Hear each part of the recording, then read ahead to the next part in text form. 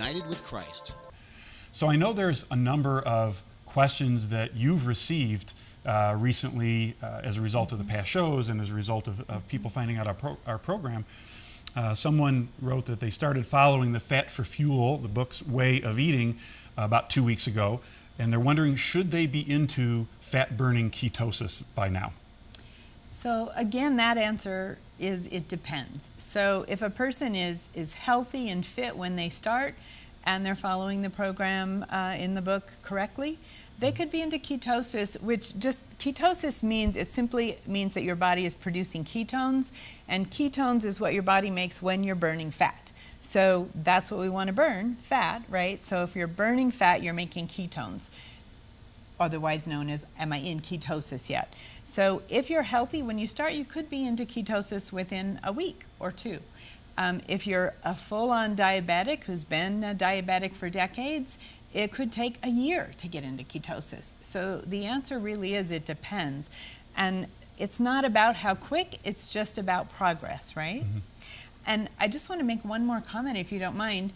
If someone is not able to donate the full $30 to join the program, we do have some people who have generously donated hundreds or in some cases even thousands to scholarship in some people. So whatever you can afford to donate to Rancho.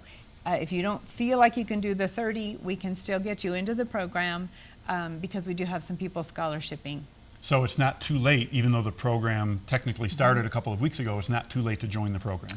Yeah, no, it's definitely not too late. It is too late to participate for prizes. The deadline for joining a team and to compete for prizes was last week. But if you just want to help out the kids, help them get into the home, learn how to improve your health and the health of your family, this way of eating is actually excellent no matter how old you are, children, senior citizen. Yeah, please join. Go to our website, trinityhealthcoaching.com, or call one of the numbers on the screen. Yeah. Okay. Another question we've received is that somebody wrote that their personal trainer says that 7 ounces is the right serving size of meat for her husband and 5 ounces is the appropriate amount for a woman. And so the question is that accurate? So I guess that depends on what your goal is. Personal trainers are generally bodybuilders. They're building high, extreme levels of muscle.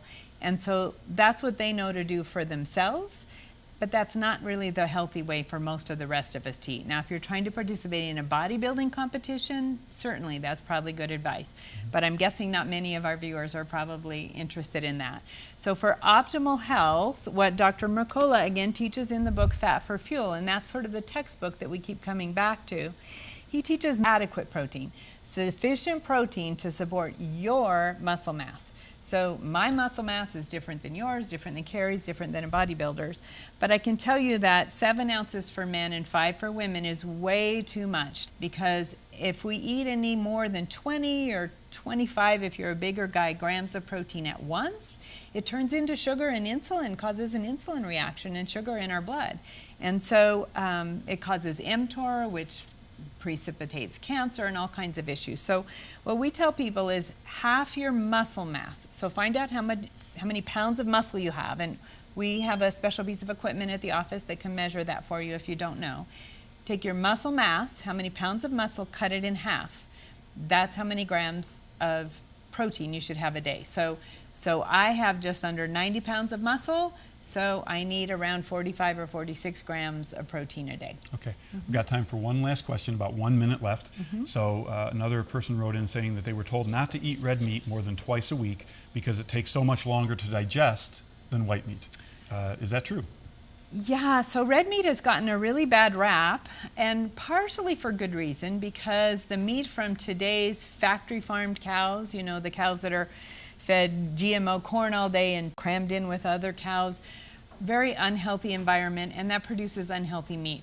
So it's not so much about how long it takes to digest. Red meat only takes 2 more hours to digest than chicken or poultry or fish, but it's about the quality of the meat.